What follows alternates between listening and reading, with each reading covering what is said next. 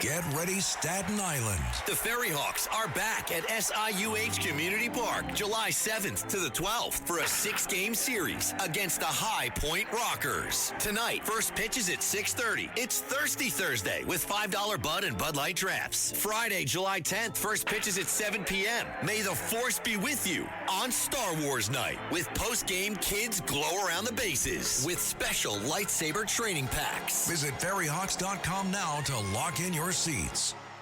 Listen, all you New Yorkers. Excuse me. Taxi. Okay, man, we're looking around. This is the 77 WABC minicast.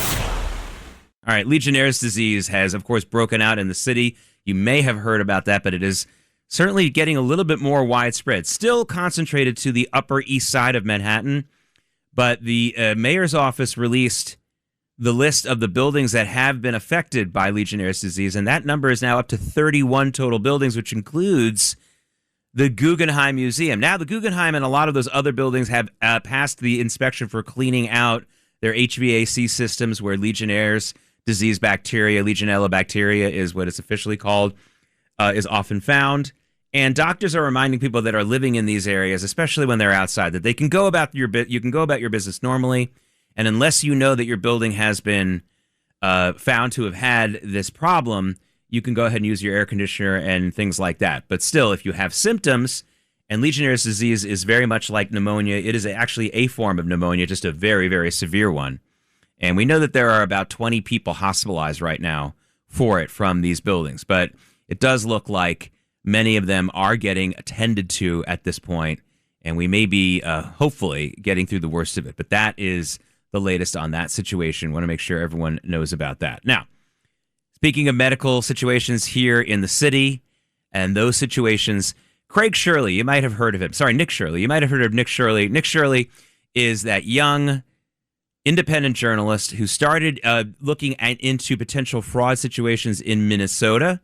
Then he went to California. Well, lately he's been in New York, knocking on the doors of questionable Medicare and Medicaid services places here in the city, places that claim that they are doing adult daycare, places that say that they are doing other types of medical services and getting Medicare or Medicaid funding. He's uncovered a lot of shady-looking businesses. So yesterday, Dr. Mehmet Oz, who is the Trump administration's head of the Medicare and Medicaid Services Administration, joined Nick Shirley, and here's what they did together. Johnny Cash. I've been everywhere, man. I've been to California, Iowa, Ohio, Minnesota. Today, New York City, Flushing, Queens. We take you to the front lines wherever we're going. Here, social adult daycare centers, the biggest fraud you've never heard of.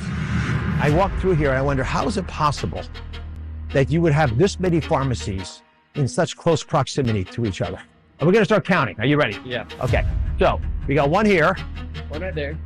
Number two. Look at this. This is the durable medical equipment supplier. Those are all the things they sell, wheelchairs and automatic scooters. These are expensive. Then we have another pharmacy. So just one on top of the other. As that was Dr. Oz you were hearing walking with Nick Shirley. And Nick Shirley knocked on a lot of those doors and asked about it.